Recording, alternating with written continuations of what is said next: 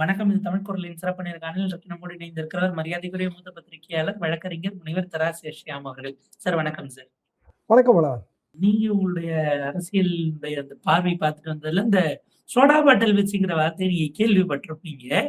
எங்களுக்கு அது இப்ப புதிதாக இருக்கிறது. அப்படி ஒரு குற்றச்சாட்டை வைத்து தாவேகா கூட்டத்தில் நடந்த சம்பவங்கள், அதுக்கு ஆதவர்ஜுனா வீசப்பட்டதும் இது திமுக தான் அப்படின்னு அவரு குற்றம் சாட்டி வேற சிலரை கைது பண்ணிட்டு போயிருக்காங்க. அவங்க தாவேகானே சொல்றாங்க. இந்த மாதிரியான ஒரு நிலையை நோக்கி ஒரு தேர்தல் நகர்வது அப்படிங்கிறது ரொம்ப அசூயையாவும் ஒரு வகையில இருக்கு.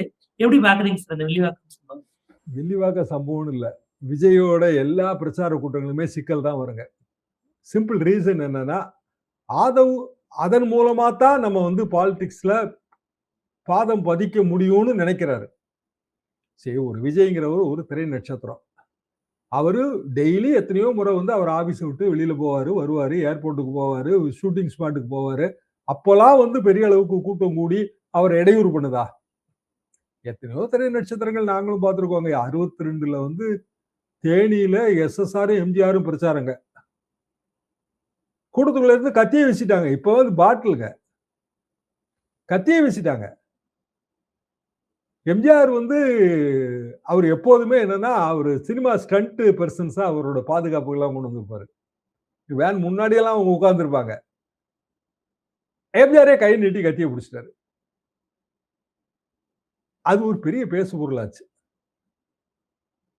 காங்கிரஸ்காரங்க நண்பர்கள், அப்போ நல்ல இளந்தலைமுறை பேச்சாளர்கள்லாம் காங்கிரஸ்ல உண்டு, 62லயும் உண்டு. அவங்க சொன்னாங்க, கத்தி வீச சொன்னதே எம்ஜிஆர் தாங்க, அது கரிகாலன் வைத்த குறி மாதிரி. கத்தியை வீசி அவரே அதை பிடிச்சி அதை வந்து சினிமா ஸ்டண்ட் மாதிரி ஆக்கிட்டாரு, தேர்தல் உத்தி. அவங்க பதில் 62. 67 எம்ஜிஆர் பிரச்சாரத்துக்கு வரல, SR மட்டும். சிவாஜி பிரச்சாரம் அவர் தனி கட்சி ஆரம்பிச்சு ஜானகியம்மாளோட கூட்டணி வச்சு அந்த காலத்திலேயே சிவாஜி பிரச்சாரம் கூட கவர் பண்ணியிருக்காங்க. ஜெயலலிதா பிரச்சாரம் ரொம்ப கவர்ச்சியான ஒரு கேம்பெயினர். அவங்க திருச்செந்தூர் இடைத்தேர்தல் எம்ஜிஆர் அவர்கள் இருந்த போது, எம்ஜிஆர் உடம்பு சரியில்லாம போன பிறகு 84 சட்டமன்ற தேர்தல் பிரச்சாரம். அதிமுக இங்க திருச்சி சிந்தாமணியில மாலையை போட்டுட்டு அப்படியே கிளம்பி நெட்டுக்க போறாங்க. எல்லா ஊர்லயும் நிப்பாங்க, டீ கடையில நிப்பாங்க, வடையெல்லாம் வாங்கி சாப்பிடுவாங்க. அங்க அப்போ நம்ம செங்கோட்டையன் அவர்களும் டிடிவி அவர்களும் தான் ஆர்கனைசர்ஸ். இவங்க 2 பேர் தான் எங்களுக்கே தெரியும். துருதுருன்னு இருப்பாங்க 2 பேருமே. பெரிய கூட்டம் கூடும்.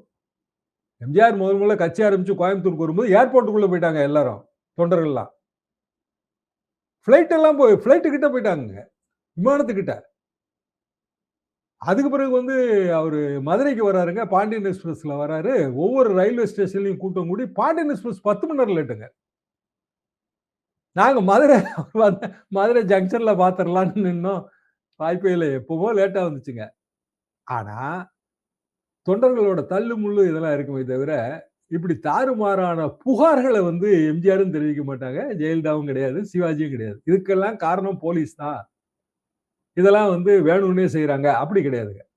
எனக்கு ஆதரவு இவ்வளவு இருக்கு பாத்தீங்களா அப்படின்னு சொல்லுவாங்க. சரி, விஜயை பார்க்க இவ்வளவு பேர் வராங்க, அது ஆதரவு அப்படின்னு சொல்லலாங்க. ஆனா விஜய் பார்க்க நிறைய பேர் வராங்க, அவங்கள வந்து தடுத்து நிறுத்துறதுக்காக சோடா பாட்டில வீசுறாங்க அப்படிங்கிறது பைத்தியகாரத்தனம். அப்புறம் தேர்தல் பிரச்சாரம் எவ்வளவு போலீஸ் கொடுக்க முடியும் அவருக்கு? விஜயோட வீழ்ச்சிக்கு யாரு காரணமா இருப்பாங்கன்னு நினைக்கிறீங்க எதிர்காலத்துல? ஆதவ் தான். ஏன்னா அவர் வைக்கிற அந்த பொலிட்டிக்கல் ஸ்டெப்ஸ் எல்லாமே ராங் ஸ்டெப்ஸ். கரூர்ல பிரச்சனை ஏற்படுறதுக்கு காரணம் யாரா இருக்க முடியும்? ஆதவ் தான். எதுக்கு வெட்டியா போய் சிபிஐ விசாரணையில மாட்டி சிக்கி சின்ன பின்ன பண்ணாங்க? ஆதவ் தான். தலைவர்கள் தவறுகளை செய்ய மாட்டார்கள் நான் சொல்லவே மாட்டேங்க. தவறுகள் இருந்து பாடம் கத்துக்கிடுவாங்க. ஆனா இவங்க தவறுகளை தொடர்ந்து செஞ்சு தவறுகள் மூலமாக நியாயப்படுத்த முயற்சி செய்யறாங்க. அது வந்து தமிழ்நாடு அரசியலுக்கு நல்லதே இல்லை. ஏன்னா அது ஏறத்தாழ இந்த டூல் கிட்டாவே நேத்து போயிடுச்சு. கரூர்ல இங்க சோடா பாட்டில் அப்படிங்கிற மாதிரி மதுபான பாட்டில். அதுக்கு போலீஸ் கொடுத்திருக்க விளக்கணம் என்னன்னா, அவங்க பக்கத்துல ஒரு லாட்ஜ்ல இவங்க தான் இருந்தாங்க, தாவேகா தொண்டர்கள் இவங்க தான். அவங்க தண்ணி அடிச்சுட்டு தகராறு பண்ணாங்க. அதுல வந்து ஒரு பாட்டில் அது எக்ஸ்ட்ராவா வந்து கூட்டத்துக்குள்ள போய் விழுந்துருச்சு இப்படின்னு அது என்ன விளக்கம்னு எனக்கும் தெரியல. ஆனா பெர்சனலா நம்ம பார்த்தோம்னா, ஒரு தேர்தல் பிரச்சாரம், நிறைய தலைவர்கள் பிரச்சாரம் பண்ணுவாங்க, நிறைய வேட்பாளர்கள். இப்ப வேட்பாளர்கள்லாம் என்ன விஜயோட தாழ்ந்தவங்களா? எந்த கட்சி வேட்பாளரும்? இப்ப நாம் தமிழர் கட்சி வேட்பாளர் விஜயோட தாழ்ந்தவரா? இல்ல. எல்லாரும் ஒண்ணுதானே. எல்லாருக்கும் ஏதோ ஒரு பாதுகாப்பு நீங்க குடுத்தானே ஆகணும். ஏங்க நாங்க அந்த காலத்துல பாண்டிச்சேரியில முதலமைச்சருக்கு எதிரா வந்து ஒரு சலவை இஸ்திரி பெட்டி தொழிலாளியை நிறுத்திட்டோங்க. அவர் ரோட்ல நின்னு இஸ்திரி போட்டுட்டு இருப்பாரு. அப்ப வந்து ஏதாவது ஒண்ணு ஆயிடுச்சுன்னா தேர்தல் ரத்தாயி போயிரும். இப்ப வந்து அப்படி இல்லைங்க. அங்கீகாரம் பெற்ற கட்சி வேட்பாளருக்கு ஏதோ ஒரு சிக்கல் இயற்கையை அவர் எழுதிட்டா தான் தேர்தல் ரத்தாகும். அதனால இந்த சலவை பெட்டி தொழிலாளிக்கு வந்து போலீஸ் பாதுகாப்பு இப்பவும் இருக்காருங்க. பாண்டிச்சேரியில வந்து நம்ம நண்பர் மதி மகாராஜான்னு இருக்காரு. அவர் பத்திரிகையாளர் தான், இன்னமும் பத்திரிகையாளரா இருக்காரு. அது பர்பஸா கேண்டிடேட் போட்டு அது தேர்தல் ப்ராசஸ தெரிஞ்சுக்கணுங்கிற ஆர்வம் தான். பாண்டிச்சேரி மதி மகாராஜா 4 தொகுதியில போட்டி போட்டாரு. அப்போ 4 தொகுதி போடலாம் அப்போ.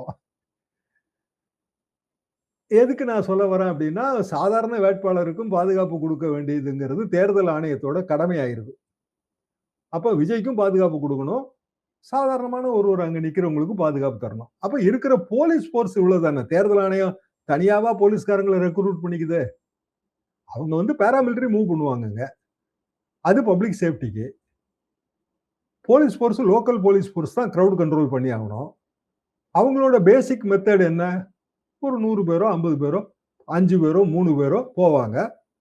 பெரிய தலைவர்கள் கூட்டம் கூடும் அப்படின்னா பேரிகேட்ஸ் போட்டிருப்பாங்க. அப்ப பேரிகேட மதிச்சு நடக்க வேண்டியது யார் கடமை? கட்சிக்காரன் கடமை தானே.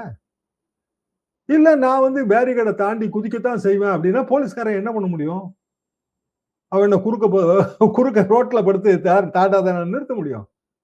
அவன் ஒதுங்கிக்குவான். அவனுக்கு புள்ள குட்டியெல்லாம் கிடையாதா? 100 போலீஸ் நீங்க பாட்டுக்கு வந்து இத்தனை பேரை கூட்டு வந்து பர்பஸா நீங்க செய்றீங்க. நல்லா தெரியுது. டிராபிக் ஜாம் ஏற்படுத்துவதன் மூலமாக அரசியல். பாத்தீங்களாங்க, விஜய் வந்தாருன்னா போச்சு. பயங்கரமா கூட்டங்க. இந்த கூட்டத்துல கொஞ்சம் பேர் ஓட்டு போட்டா கூட விஜய் ஜெயிச்சிருவாருங்க. இப்படியான ஒரு டூல் கிட் நேரேட்டிவ் அது. அப்ப இது எப்படி நம்ம தடுத்து நிறுத்த? விஜய்னால ஏதாவது அசம்பாவிதம் ஏற்பட்டுறக்கூடாது அப்படின்னு தான் அப்படிதான் நம்ம வேண்டிக்க முடியும். வேற என்ன பண்ண முடியும்? இவர் ஆரம்பிச்ச நாள்ல இருந்தே இதே நேரேட்டிவ் தாங்க. இவர் எப்போ திருச்சியில ஆரம்பிச்சாரோ அன்னையில இருந்து நீங்க எல்லா வீடியோவும் பாத்தீங்கன்னா இப்படிதான் இருக்கும். இதுதான் இவங்க ஸ்டைலா இருக்கு. தாவேகா வந்து வளரவே கூடாதுன்னு நான் நினைக்கிறதுக்கெல்லாம் காரணம் இதுதான். இவங்க இப்பவுமே இப்படி இருக்காங்களே, என்ன ஆவாங்க பின்னாடி?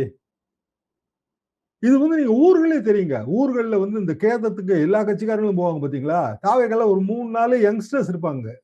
யங்ஸ்டர்ஸ்னா ஒரு 20 வயசு தான் இருக்கும். அவன் வந்து கொடி கிடியெல்லாம் எடுத்துட்டு போய் அந்த அட்மாஸ்பியரே கெடுத்துருவாங்க. ரொம்ப ஊர்ல வெறுப்பானாங்க அதுல. இவங்களுக்கு ஓட்டே போடக்கூடாது அப்படின்னு கிராமங்கள் முடிவெடுத்தது காரணம் இது. ஆதவ் பேச்ச கேட்கறத விஜய் வந்து நிறுத்தணும் ஆக்சுவலா. சரி பாசிட்டிவ் நியூஸ் வருதுங்க. விஜயோட டிரைவர் பையனுக்கு சீட்டு கொடுத்துருக்காங்க. அந்த பையனை பத்தி இன்னைக்கு டெக்கான் கிரானிக்கல்ல எழுதியிருக்காங்க. யார் அவரு? அவரு சின்ன ஒரு வயசு குழந்தையா இருக்கிறதுல இருந்தே விஜயோட அவங்க அப்பா கூட்டு போய் விஜயோட பழக்கம். இந்த டிரைவரும் ரொம்ப காலமா இருக்க விசுவாச தொழிலாளி.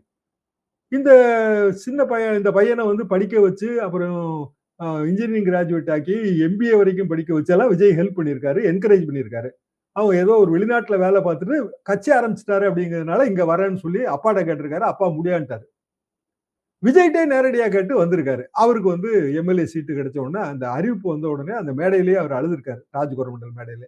விஜய் போய் கண்ணீர்லாம் தொடச்சு விட்டாரு. நெகிழ்ச்சியான பாசிட்டிவ் செய்தி இது. இந்த செய்தியை வந்து மழுங்கடிக்கிறது யாரு? ஆதவ் தான். இப்ப இந்த செய்தி முக்கியத்துவமே பெறல. ஆதவ் செய்தி முக்கியத்துவம் பெறுது.